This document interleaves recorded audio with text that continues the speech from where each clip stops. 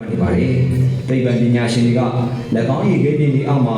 တက်ရှိတွေရှင်တန်ဖို့ထောက်ပံ့ပေးနိုင်တဲ့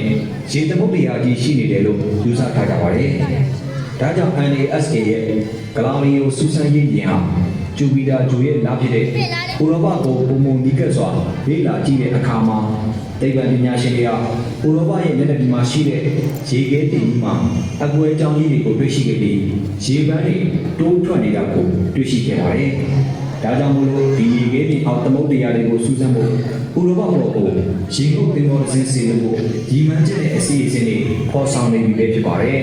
။စနေကျိုးရဲ့အကြီးဆုံးလမ်းဖြစ်တဲ့ Titan မှာတော့လေတူးနဲ့သမုဒ္ဒရာတွေရှိပေမဲ့ဒါတွေဟာမီသိန်းတန်းတွေအရည်တွေနဲ့ဖွဲ့စည်းထားပါတယ်။မီသိန်းဆိုတာကမ္ဘာပေါ်မှာလေးတွေ့ရတဲ့ organic တန်းတွေတစ်ခုပါ။ဒါကြောင့်မလို့သက်ရှိတွေအတွက်လိုအပ်တဲ့အခြေခံဓာတ်သတ္တိတွေအဲ့ဒီနောက်ပေါ်မှာလည်းရှိနေပါတယ်။ဒီရှာဖွေတွေ့ရှိမှုကရောကမ္ဘာအသစ်တစ်ခုရှာဖွေတွေ့ရှိတာဖြစ်နိုင်လား။ American ဘာမှပူပေါင်းစူးစမ်းရေးကာစမီဟာဟိုင်ဒန်လို့ခေါ်တဲ့ဒီနေ့နဲ့စင်သက်ရေးတစ်စင်းကိုစနေကျရဲ့နားတစ်စင်းဖြစ်တဲ့ Titan အပေါ်မှာအောင်မြင်စွာစင်သက်စေနိုင်ခဲ့ပြီး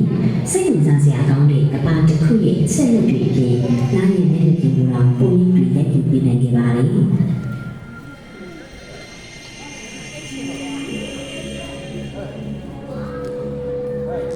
မကြသေးခင်ကသိပ္ပံစင်ကူးရဲ့ဇလန်းတွေထဲမှာရှိခဲ့တဲ့အရာတစ်ခုဟာအခုဆိုရင်တော့လက်တွေ့အမှန်တကယ်အကောင့်တွေပေါ်နိုင်တော့မှာဖြစ်ပါတယ်။အင်္ဂါဂျိုပေါ်မှာရှိနိုင်တဲ့လက္ခဏာတွေကိုအတည်ပြုနိုင်ခဲ့တဲ့နောက်ပိုင်းအင်္ဂါဂျိုကိုတစ်ချိန်ကသမုဒ္ဒရာကြီးတွေဖုံးလွှမ်းခဲ့တယ်ဆိုတာကိုကျွန်တော်တို့သိရှိခဲ့ရပြီဖြစ်ပါတယ်။စူးစမ်းရေးရည်များစွာဟာအင်္ဂါဂျိုရဲ့မျက်နှာပြင်ကိုအနီးကပ်စောင့်ကြည့်နေကြပြီးလျှို့ဝှက်ချက်တွေကိုဖော်ထုတ်ဖို့ကြိုးစားလာကြပါတယ်။ရှီယာဘလရီတွေ့ရှိခဲ့တဲ့အင်္ဂါဂျိုကတူးမြောင်းနေဟာစိတ်ကူးရင်မှုတက်တက်ပဲဖြစ်ခဲ့ရပေမဲ့ကျွန်တော်တို့ရဲ့အိမ်ကြီးဂျိုဟာစိတ်လုံရှားဖွယ်ရဇလန်းတွေရဲ့ဇက်ကောင်တစ်ခုဖြစ်နေစေပါပဲ။ပြီးတော့သိပ္ပံနည်းကရှာဖွေတွေ့ရှိမှုတွေရဲ့အရင်းအမြစ်တစ်ခုလည်းဖြစ်နေစေပါပဲ။ဘယ်လိုပဲဖြစ်နေပါစေ